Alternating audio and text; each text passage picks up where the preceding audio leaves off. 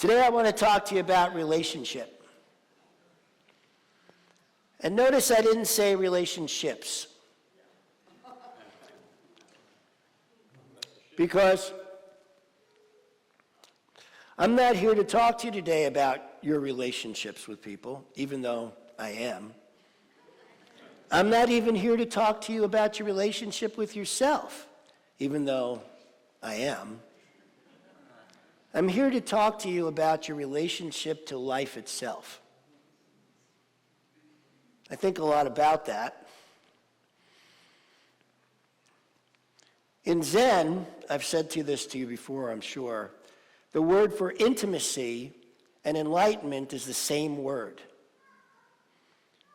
And so I have come to realize that my relationship to life, I want that to be as intimate as it can be.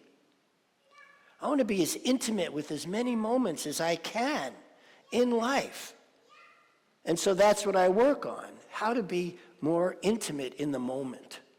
Have my relationship be intimate with life. We talk a lot about, well, I have this intimate relationship, and that what we're really talking about is sex. Oh, am I not supposed to say that up here? But to be really intimate in the moment. And so, babies.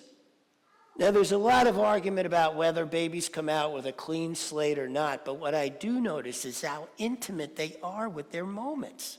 They are so in the moment, whether they're happy, hungry, pooped in their diaper and needs changing and uncomfortable, or whatever it is that's going on with them. They're very intimate with themselves, with life, in that moment. And then something happens where they get the message, however they're being isn't okay. And the first layer between their intimacy develops between themselves and their intimacy. And then something else happens where they realize what they're doing, how they're being, whatever it is, isn't okay. The next layer develops. And that's what happens. We start over time developing these layers and layers and layers and layers and layers between us and being intimate with life. And so a lot of what this work is tearing away the layers. You know, people talk about that in terms of peeling the onion or the avocado or whatever, you know, you like to peel. And, you know, getting to the heart, getting to the center.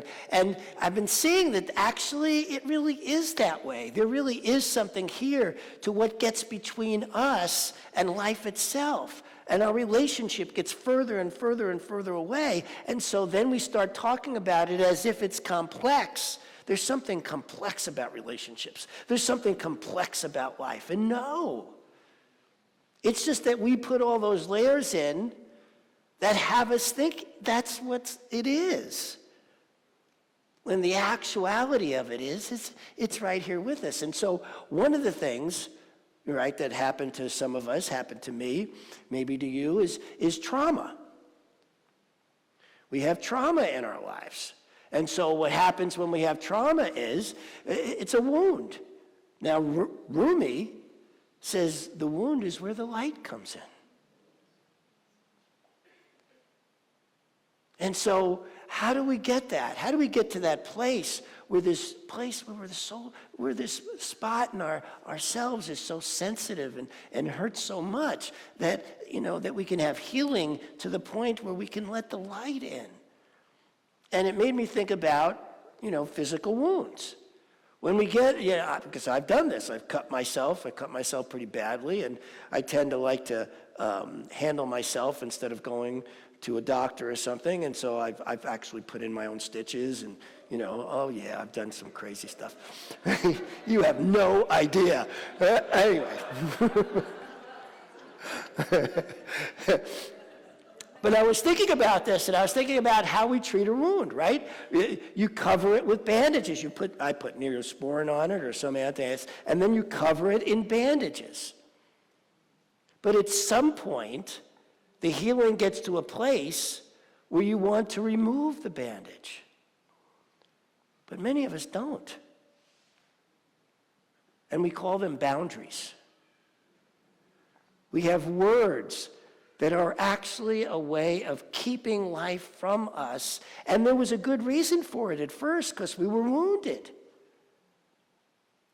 But then if you did this if you kept the bandage on the wound, it would never heal completely. So at some point, you have to take the bandage off. You have to be willing to have that sensitive skin, that sensitive part of yourselves, touch the sky and let the light in. But our tendency is not to do that. I'm keeping that bandage on. I'm keeping it covered. And when we do that, full healing doesn't happen. Made me think about cholesterol, right? There's two kinds of cholesterol. There's LDL and HDL. LDL is what's called bad cholesterol, but it's really not, right? The purpose of cholesterol is when you get a wound in your blood vessel, it goes there to heal it. It's a good thing. You want that healing to occur, right? Well, now once it's healed, we have this other thing called HDL that comes and then takes it away. Except what happens is if the wound still thinks it's a wound, it keeps sending the one to it, and it builds up and it builds up and it builds up until you actually block your artery, until the blood vessel gets blocked by all that cholesterol that was a good thing to begin with, but then wasn't. I think we do that with our emotional wounds all the time. The wound is where the light comes in. Except if you keep blocking it up, then the light can't get in there. Then you're going, this is who I am. I need this boundary. I need to be this way. And I'm here to tell you no. That what you want to do is get to the point where you're willing to let some light get in that's so sensitive spots. You want to let that light in. Because that's where the healing is. I've told you guys many times that I was an angry young man, closed-hearted, really didn't trust anybody. I mean, I went through life a long time thinking, I can't trust a soul. I am on my own here. I got to take care of myself. And that led to 3 divorces and a lot of folks not wanting to be in my life anymore. And then I met Ash. She has been the greatest support for me opening my heart that I could ever have imagined in my life. It's the luckiest thing that ever happened to me. If you ever have an opportunity for Ash to support you in opening your heart in that healing process, I highly recommend it. She's amazing around that. She's been amazing for me, right? In opening my heart, in becoming this person who is softened, who trusts, who believes in life. My relationship to life has changed dramatically over the past 10 years that I have been with this woman.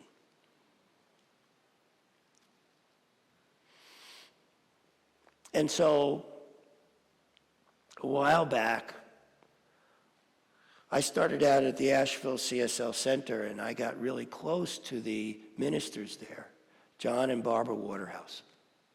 They became my mentors. I became their music director, and which I did for 5 years. And we had quite a relationship, but at the end, after being so tight and so close, it blew up, totally blew up. When I left Asheville, we aren't speaking terms. I wasn't speaking to them. They weren't speaking to me. We were just going our separate ways, and that was that. But here's the thing about opening your heart. Here's the thing that I'm discovering more and more. The more I can let the light in, the healing takes place in me, then I get to heal those relationships that are in the one relationship I have with life. I want you to know that one of the greatest experiences I'm having is my sense of fate and destiny. That I never knew that it actually existed, whether it really was fate or destiny, but now I'm certain of it because everything in my life has made sense to where I am now. And the circular motion of it all has been extraordinary. So when the Burbank church closed, I had heard that Barbara had had a stroke. And on top of the stroke had cancer. And so I knew that John needed some support. His music director had quit. The church was floundering. So I looked at Ash and I said, let's go to Asheville and see how we can just be supportive. Let's see what's possible around the healing there. Now, they weren't even talking to me. So this was risky business for my heart. Right?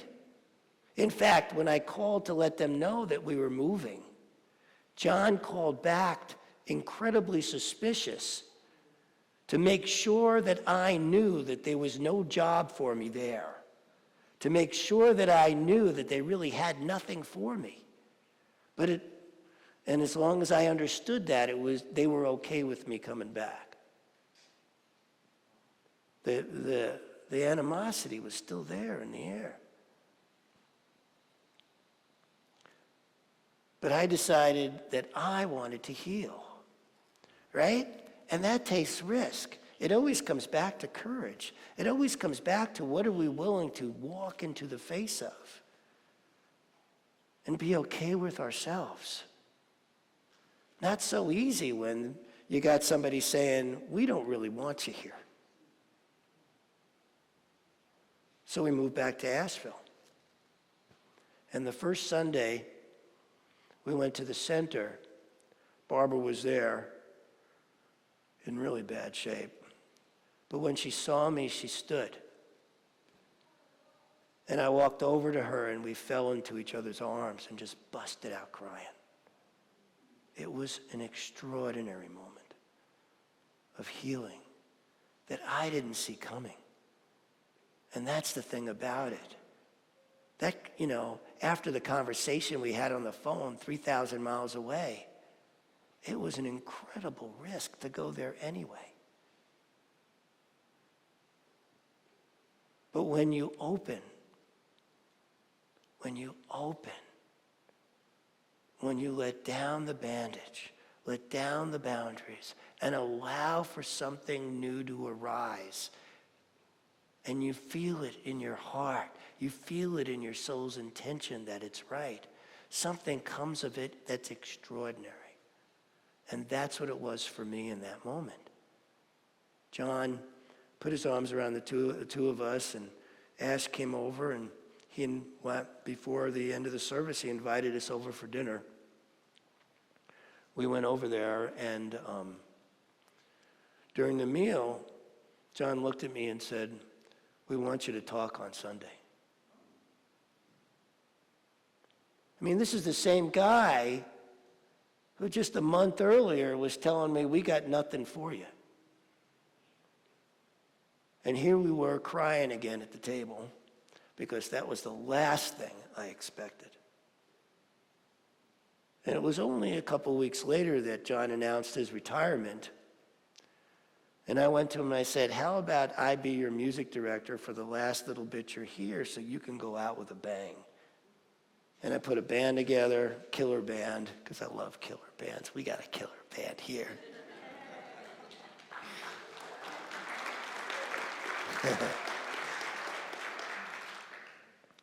And we did. We blew it out. And I spent 1 or 2 days a week just sitting with Barbara at the house, being her caregiver. What an extraordinary circle for me. That's what's possible. That's what's possible when we're willing to open our hearts. Let the light in where the wound is. I mean, I was incredibly wounded by what happened there when I left. It hurt like hell. But I reached the point in which it was time. It was time for that healing to take place. That's what we have, right? We all have this place in us with that relationship with life. And all of a sudden, the high cholesterol goes away. The light gets in. But we got to be willing to the possibility and willing to be hurt. You know, the only thing about all this that is clear to me is that we have to be, if you want that experience that I am talking about, you have to be willing to be hurt. Because it could have gone another way. It's not automatically guaranteed that if you open your heart, the other person will too. The only thing I knew was that I was being true to me, my healing. They could have responded anyway, and I really didn't know. And so when you're looking at what's to be healed, when you're looking at what's next for yourself, you need to be open to the possibility that your healing is for you, not for whoever else is involved. Do you see what I'm saying here about that? Because if we get stuck on the external piece, if you're stuck on, if they don't change, this is going to hurt me too much, so I'm not going to let that happen. I don't want to feel used here. I don't want to feel like somebody's taking advantage of me. Nobody can take advantage of you if you are staying true to your own healing process. I was thinking a lot about destiny, and it occurred to me that the only way to achieve destiny is through authenticity. That each of us does have a destiny here. A place where we arrive, where we feel at home, where we go, oh my God, my life has gone full circle. That's what I think about. I'm like amazed. I feel like my life, I was just talking about it this morning to Ash. My life has gone full circle. This doesn't mean I'm done. I'm not done. I'm having way too much fun to be done.